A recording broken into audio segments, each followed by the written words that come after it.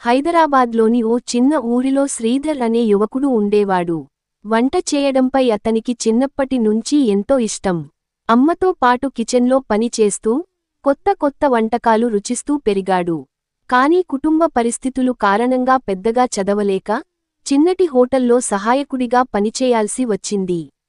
ఒకరోజు హోటల్ యజమాని అనారోగ్యంతో ఇంట్లో ఉండిపోయాడు. అకస్మాత్తుగా వచ్చిన పెద్ద ఆర్డర్కి వంటగదిలో ఎవరూ లేకపోవడంతో శ్రీధర్ ముందుకు వచ్చి వంట చేయాడు. అతని వంట రుచి చూసిన కస్టమర్లు అబ్బురపోయారు. ఆ రోజు నుంచి శ్రీధర్ వంటకు పెట్టింది పేరు అయిపోయాడు. కొంతకాలానికి, తన కల నెరవేర్చుకోవాలనే ఆశతో, తన స్వంత చిన్న రెస్టారెంట్ మొదలుపెట్టాడు. అతని వంటకాల్లో తిండిపోతుల ప్రేమ దాగి ఉండేది. తక్కువ ధరలో అద్భుతమైన రుచుల్ని అందించడంతో, అతని రెస్టారెంట్ విపరీతమైన పేరుగాంచింది. ఒకరోజు, ఓ ప్రముఖ హోటల్ గ్రూప్ యజమాని అతని వంటను రుచి చూశాడు. నీ మేధస్సు అంతటినీ మా స్టార్ హోటల్లో ఉపయోగించగలవా? అని అడిగాడు.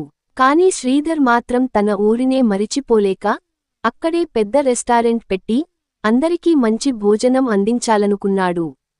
కొన్ని సంవత్సరాల్లోనే అతని పేరు అంతర్జాతీయ స్థాయికి చేరింది.